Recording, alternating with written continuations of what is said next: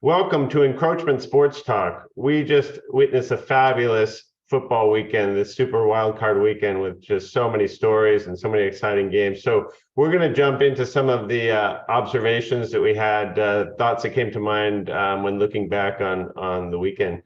And one of the ones I wanted to talk about is this. It's always been a pet peeve of mine how the media and that runs down to all the fans forget that football is a team sport and they want to think about quarterback versus quarterback and all this thing. And I just look at this past weekend, these anointed superstar quarterbacks in the AFC that had basically bad games, yet their teams, a couple of them, their team still won. But that being Josh Allen, Joe Burrow, and Justin Herbert. All had really pedestrian games that if it were a non-anointed quarterback, we would have seen, oh, see, that's the reason this guy can't play in a big game. But for whatever reason, once you get anointed, it's kind of like being a made guy as a mafia boss or something. You can never criticize the guys. Like Josh Allen was frankly the reason Miami was in that game, right? And Justin Herbert, 3 points in the second half and allowing a 27-0, 30, I think it was 27-0, 3 points in the second half to try to protect that lead. Right. And Joe Burrow had one of the luckiest plays ever to salvage his victory. But yet these guys, they'll go down as the greatest quarterbacks ever because they were anointed at a young age. So anyway, that's just a pet peeve of mine. I wonder kind of how you feel about that, Chris. But no, I agree. And it's a good observation, and it's one that I think we all kind of see. I think the media does that on purpose, obviously, because they want to individualize these matchups, right, instead of a team versus a team. But it is a team sport, for God's sakes, and actually the situation that I think supports your concern here or your what you're calling out is what's happening with the 49ers, right? So this is a perfect example. So the anointed quarterback, let's go back in history, was Trey Lance, right? He's out for the year. Then the second guy who was anointed, who was fortunate, frankly, to be on that roster still, because I think they were trying to get rid of him at some point, was Garoppolo, and he's gone for injury, right? And then you've got this guy, Brock Purdy, who was literally the last guy who was drafted, and he's carrying this team, Mr. Irrelevant. Yeah. So, I mean, Mr. Irrelevant is showing that it's not all about the one spot, although he's playing really well.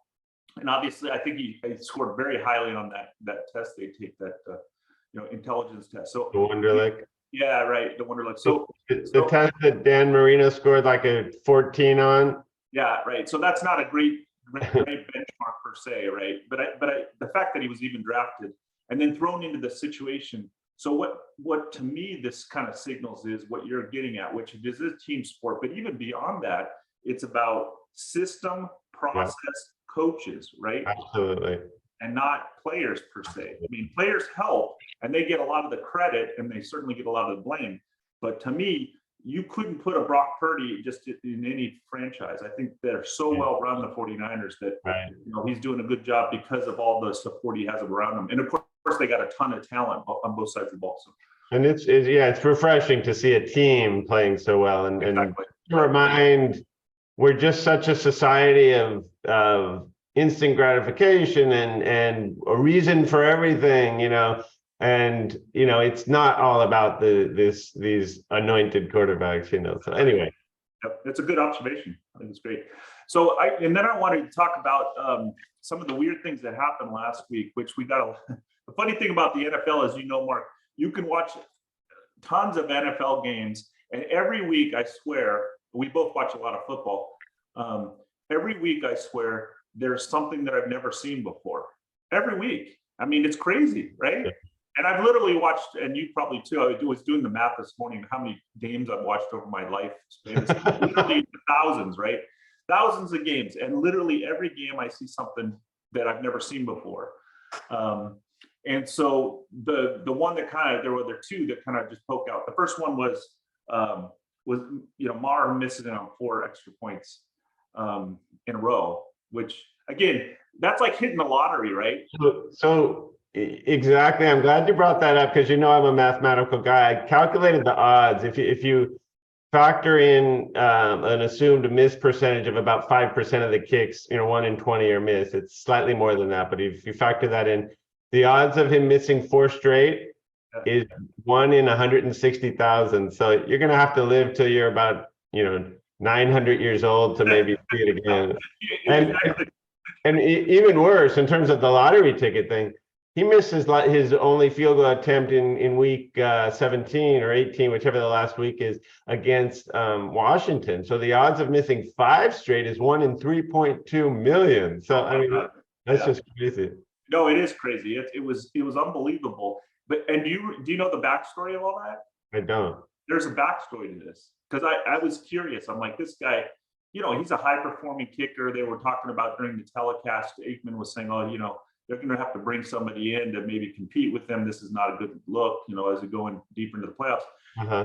And the story of this is that the refs actually came to the holder. I forgot the punter's name. Was it Auger or something? The holder for Maher's kick, the punter, whoever the punter is for Dallas. Uh-huh. And they said to him, stop. Oh, Anger. I think it's Anger. I always laugh about that name because when the damn punter comes in, you're already pissed, and then his name is. That is a good one. Yeah. But the refs went to him and said, hey, stop doing what you're doing. He's like, what do you mean? And they're like, you can't use landmarks or anything on the field to line up the field goal. And he's like, what do you mean? Because he was using a blade of grass to figure out where he wanted to hold the ball. And apparently that was a topic of emphasis. And you could read about this. And they actually went to the special teams coach of Dallas and said, stop doing this. So not only was Maher missed his first one, but then he's got under this thread of, hey, look, you're going to get a penalty. He doesn't know what he's doing wrong. And oh, God. Yeah. So, I mean, there's a backstory to this. And apparently it goes beyond just Dallas. Apparently Philly's been addressed and a couple other places have been warned. So sounds like a really important point of emphasis. I mean, that's critically stupid is what that is. I mean, that's, why focus on that of all things in the world? And how are you going to enforce it? Oh, I saw you looking at a piece of grass. I mean, how about focus on the fact that when the play clock strikes 0, some quarterbacks get another 2 seconds, some they call it right away, some get 1 second. I mean, any other sport, like in basketball, you're shooting a shot, they can tell if it's on the fingertips when the thing went off. But in football, you focus on. No, you're absolutely right, and it's totally objective. I mean, it allows them to control the game. I mean, I hate to be a conspiracy theorist, but it allows the refs to control the game subtly. If there are infractions that basically happen on any play, right, and you don't call them all the time, when you do call them, you can say, look, it's textbook, it's the penalty. But if you don't call it, you can totally impact the game without making it blatantly obvious. And again, I try not to be a conspiracy theorist, but sometimes it's hard. Well, no, I know it is. Well, the main thing is, we've talked about this before. We just want consistent calls. Yeah. Right? Consistency. That's all we ask for. That segues to a later topic we have. So we'll talk about that. What else did you notice? Yeah, so that an interesting backstory though. You need to do a little more. The other one was obviously the fumble by Huntley, the quarterback for Baltimore. Why is he trying to dive over the line in that situation? Number one, I mean, have you seen quarterback sneaks? Very few quarterbacks can do that successfully. They usually try to tunnel down, like Brady's some of the best. He tunnels down or kind of burrows down in between the tackles or the guards. But why the hell is he trying to go over there? And why aren't you you've got one of the best fullbacks in Picard in the league, 300-pounder. He's just unbelievable. Give it to either him or let him lead for Dobbins. I just thought that was a terrible call. Yeah, I love that play because it changes the way people think. It reinforces and also changes the way people will think for here on out for many years as they remember that play when your team is faced with, I forget what down it was, but second or third and super short, there's still a chance, Yeah. I mean, look at Michigan versus TCU in the Fiesta Bowl, right? Roman Wilson catches a touchdown pass. For some reason, they mark him a half a yard short, and it's always like half a yard. I mean, why can't it be 2 inches or something like it really is? Anyway, he gets marked short and they fumble the exchange. But so something like that, both when you're about to score, you realize this is not over. You got to still really focus. And two, when your team's back against the wall, it's not over.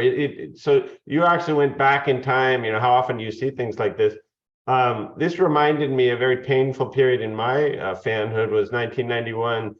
Sammy Smith with the Miami Dolphins fumbled exactly that situation. It wasn't the quarterback, but he was going in for a game-tying touchdown late against the Chiefs. They forced a fumble and ran it 99 yards for a touchdown. So that was horrible. But the next week, Sammy Smith is going in for a game. They're down 3. He scores a touchdown and they're up 4 against the Houston Oilers.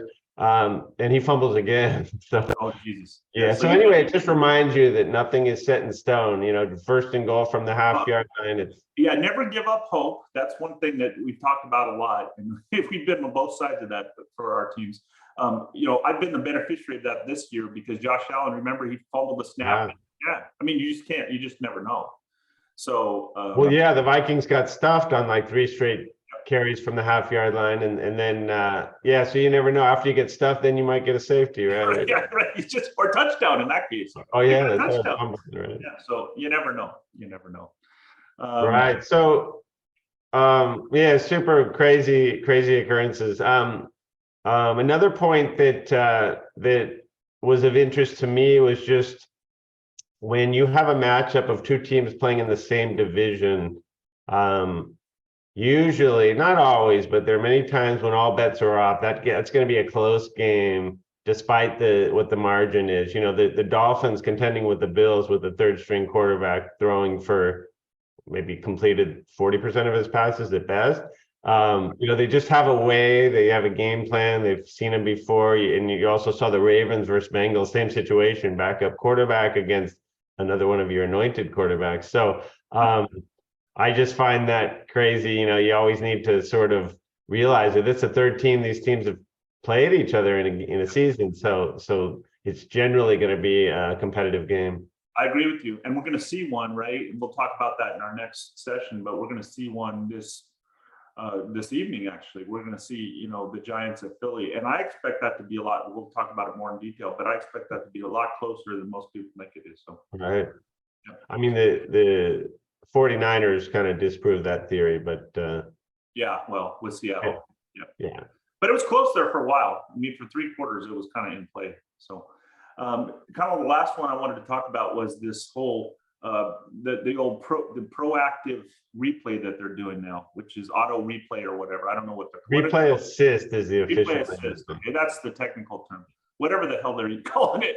I like it. I think it's awesome. It's frustrating as hell sometimes because I'm a fantasy player and I think my guys scored and they called back like 3 touchdowns. And I'm like, oh shit. So, but I think in general, I think it does improve the integrity of the game. It moves it along. I'm glad they don't actually, stop the game and whatever, but it does leave a lot of you're just waiting for what the call is. And frankly, it's had some weird, implications. Like for instance, the Vikings game, and I'm wearing my Vikings team because they're out of the playoffs as your Dolphins are. But they marked a first down and then they called it back, and then we did some weird ass trick play, and that was kind of one of the they lost for lots of reasons, but that was another weird thing. Yeah, I love it. I think most people watching football games want the play to be called correctly. And what's strange though in football and basketball, sometimes they'll review something and they still don't get it right. But I've always been arguing they should always have a guy in the replay booth overturning egregiously wrong calls. There are times when the ball hit the ground, the receiver and they did it. And the Bills caught this long 40-yard pass, went to the ground, and they called it a completion. It's hard, for a team to challenge a call, it's not always easy to get it in time and to have it, to see the video in time, but they overturned it, and I think this should not just be a thing for the playoffs. Who cares if football games take 3.5 hours? Football fans love football. I frankly find the games go too quick.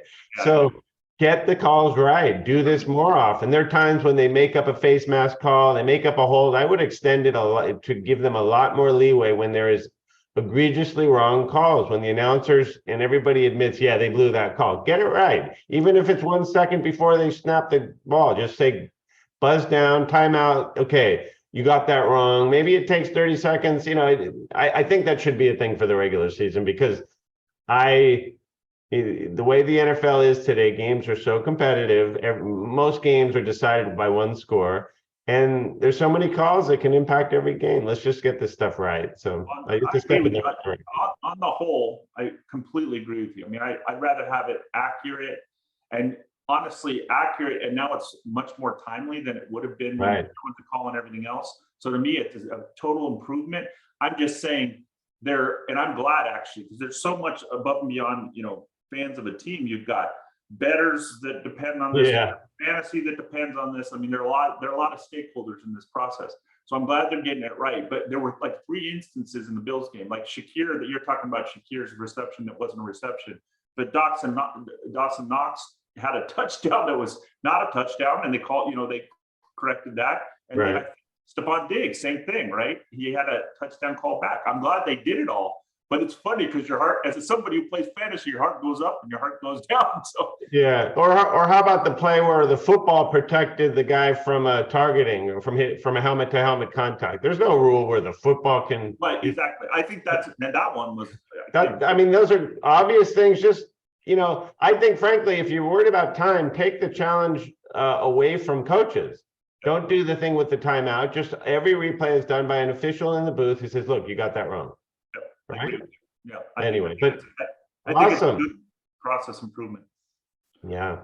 Well, great show as always. And we'll be back soon. We're going to do a prediction on this weekend's game. So great show. Thank you. Sounds good. Thanks.